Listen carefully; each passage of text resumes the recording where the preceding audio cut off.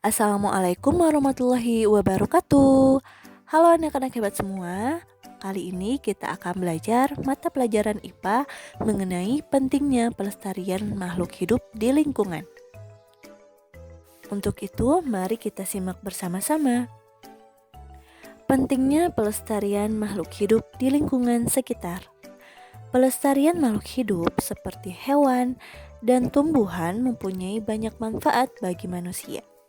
Pemanfaatan yang bijak akan menjaga kelestarian makhluk hidup di sekitar kita. Daur makhluk hidup yang ada di alam pun akan terjaga. Dengan demikian, makhluk hidup seperti hewan dan tumbuhan dapat terhindar dari kepunahan. Jadi, pemanfaatan hewan dan tumbuhan yang bijak itu akan menjaga kelestarian makhluk hidup. Pemanfaatan sumber daya alam hewan dan tumbuhan secara berlebihan juga akan merusak kelestarian lingkungan. Daur hidup makhluk hidup pun akan menjadi terganggu anak-anak hebat. Akibatnya, lama-kelamaan jenis tumbuhan dan hewan akan punah atau akan hilang atau akan habis. Oleh karena itu, pelestarian sumber daya alam sangat penting untuk kita lakukan. Beternak ayam merupakan salah satu contoh pelestarian makhluk hidup. Upaya pelestarian yang bisa kita lakukan yaitu dengan memanfaatkan kotoran ayam menjadi pupuk. Nah, pelestarian tumbuhan dan hewan dapat kita lakukan dengan berbagai cara. Misalnya, dengan membuat poster tentang pentingnya melestarikan tumbuhan dan hewan. Nah, sekarang ayo perhatikan contoh poster berikut.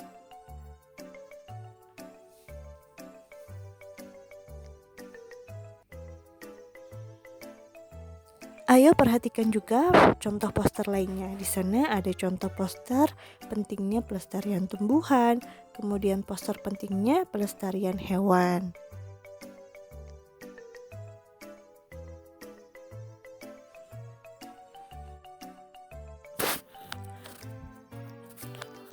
Upaya pelestarian makhluk hidup. Nah, anak-anak hebat, beberapa penyebab kelangkaan hewan dan tumbuhan yang ada di Indonesia antara lain sebagai berikut. Yang pertama, penyebab kelangkaan hewan. Nah, karena sering diburu untuk dijadikan hewan peliharaan, dijual, digunakan sebagai hiasan serta obat. Sedangkan kelangkaan pada tumbuhan yaitu dimanfaatkan terus-menerus tanpa ada usaha melestarikannya. Jadi menjadi langka. Kemudian yang kedua, penyebab kelangkaan hewan membutuhkan waktu berkembang biak yang cukup lama. Sedangkan pada tumbuhan sulit berkembang biak.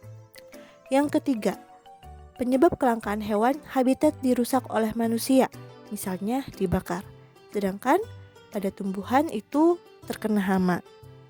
Yang keempat, penyebab kelangkaan hewan tidak mampu beradaptasi terhadap perubahan alam. Sedangkan kelangkaan pada tumbuhan biasanya mengalami kekeringan sehingga tidak memungkinkan untuk tumbuh dengan baik. Jadi itu beberapa penyebab kelangkaan hewan dan tumbuhan. Berikut beberapa upaya pelestarian yang dapat dilakukan. Yang pertama, penegakan hukum terhadap pemburuan hewan langka dan penebangan hutan. Nah, jadi anak-anak hebat dalam menjaga kelestarian alam di Indonesia, pemerintah kita membuat peraturan dan akan memberi sanksi bagi pelaku penebangan hutan dan perburuan hewan secara liar. Tujuannya agar pelaku-pelaku tersebut jerak dan memiliki kepedulian untuk melestarikan hewan dan tumbuhan. Lalu selanjutnya yang kedua, penangkaran serta pembudidayaan hewan dan tumbuhan langka. Nah, penangkaran itu anak-anak hebat adalah upaya untuk melestarikan hewan yang terancam punah. Penangkaran berfungsi sebagai tempat pengembangbiakan serta pemulihan hewan yang mengalami luka-luka dan trauma. Jadi itu fungsi dari penangkaran ya. Nah, selanjutnya berbeda dengan hewan anak-anak. Pelestarian tumbuhan itu dilakukan dengan pembudidayaan. Pembudidayaan dilakukan dengan cara memperbanyak tumbuhan langka melalui penanaman benih atau kultur jaringan namanya. Nah, tumbuhan langka itu akan ditumbuhkan hingga cukup dewasa dan siap untuk ditanam di lahan yang membutuhkan pemulihan lingkungan. Nah, selanjutnya upaya pelestarian yang ketiga yaitu pelestarian secara in situ dan ex situ. Hewan dan tumbuhan langka juga anak-anak dapat dilestarikan dengan pelestarian in situ dan ex situ. In situ adalah pelestarian di dalam habitat aslinya, seperti cagar alam, hutan lindung, suaka marga satwa, dan taman nasional. Nah, berbeda lagi dengan pengertian ex situ. Ex situ adalah pelestarian di luar habitat aslinya, seperti kebun binatang, kebun raya, taman safari, museum zoologi, dan herbarium. Jadi berbeda ya. Nah, bagaimana sekarang kondisi di lingkungan pada gambar berikut? Coba perhatikan anak-anak hebat. Nah, apa upaya atau usaha kita yang dapat dilakukan untuk memulihkan lingkungan tersebut? Nah, untuk selanjutnya anak-anak hebat, mari kita bersama-sama mengerjakan soal latihan.